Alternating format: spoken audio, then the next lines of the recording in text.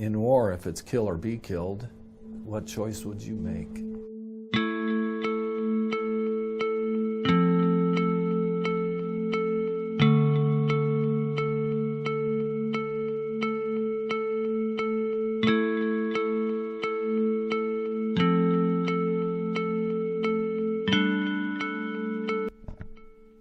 War.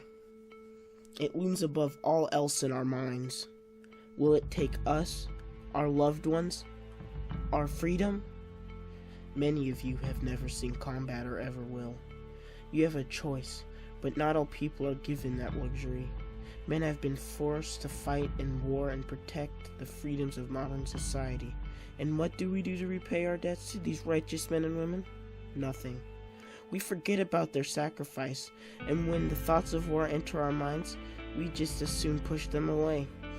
These heroes cannot expel these thoughts. They have had these scars for years and just want someone to talk to. They have risked it all for strangers. Why can't these strangers give back? I think they deserve a chance to talk about their experiences, and we need to give them that chance. I had this chance to speak with one of the heroes of one of the many wars, and it happened to be the Korean War. His name was Albert Utley.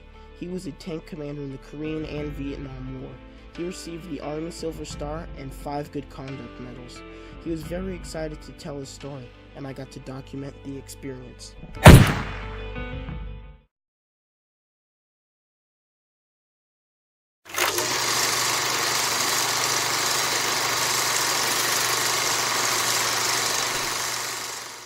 On August 14, 1945, U.S. President Truman approved General Order No. 1. General Order No. 1 was the order that instructed the Japanese Imperial General Headquarters to surrender their garrison in Korea to specific designated representatives of the Allied powers. With the Japanese pulling out of Korea, the USSR moved in to protect the northern part of Korea. The U.S. continued with General Order 1 for the southern part of Korea. Korea was split, leaving North and South Korea as two separate, unstable nations. The 38th parallel is the line that divided North and South Korea temporarily. At one point, the U.S. saw that if they did not step in, the Soviet Union would corrupt Korea with communism. As the U.S. helped, they could not push on this cause division. This made both the governments weak and depend on foreign powers. With many uprisings, neither of the governments had full support from their people. This caused a very scary and unstable time in both North and South Korea.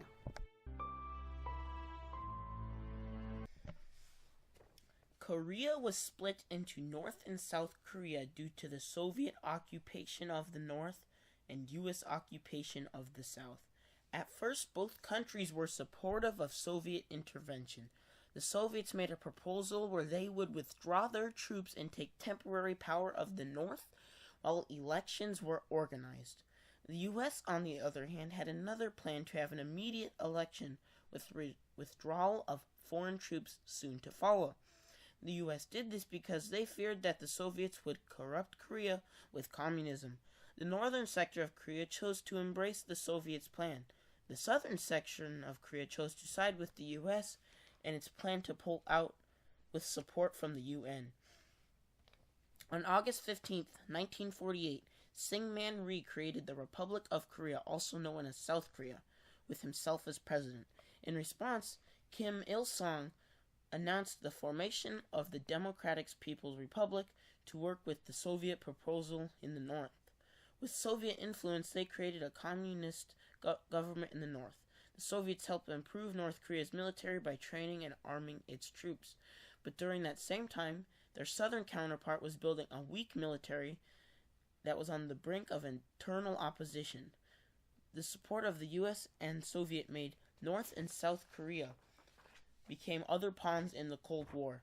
The Korean War basically became a sandbox where two superpowers could flex their muscles while keeping their homelands safe from the destruction of war.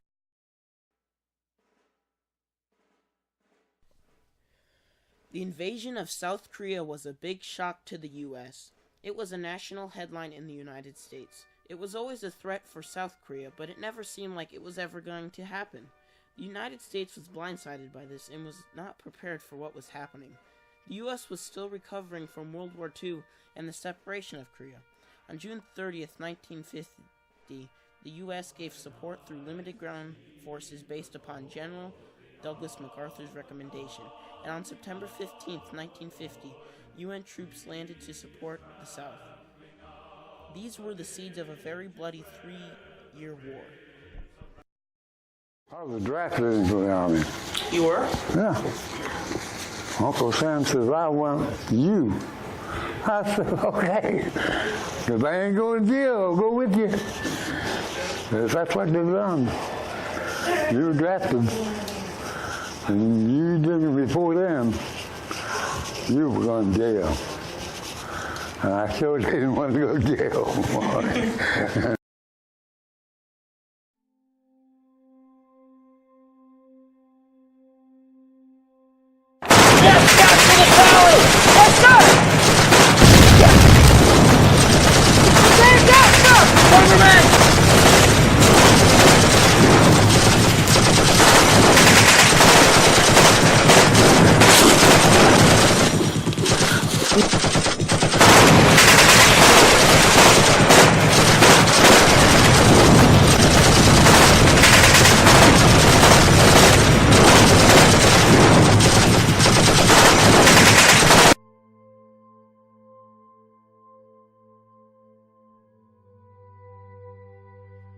War.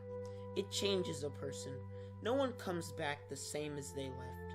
The Korean War was the U.S.'s 5th most devastating war, with the following casualty numbers. U.S. deaths, 54,229. Hostile, 33,739. Non-hostile, 2,837. Total in theater, 3,574. U.S. wounded in action, 103,284. Albert Utley was a tank commander in the U.S. Army for the final months of the Korean War. He is 87 years old and truly knows the cost of war. He was shot straight through the abdomen with a 7.62 39mm rifle round. He is a true American hero. He fought in many notable battles throughout the war and served 3 tours in Vietnam. It took him and many other scared young men to protect South Korea from the communist oppressors of the North.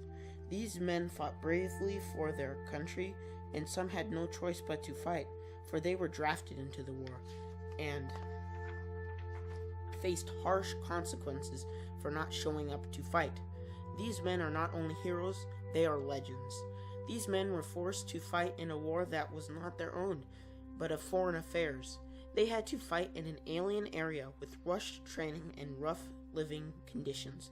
Despite all that, these men suppressed the spread of communism and protected millions from harsh leadership and little freedom.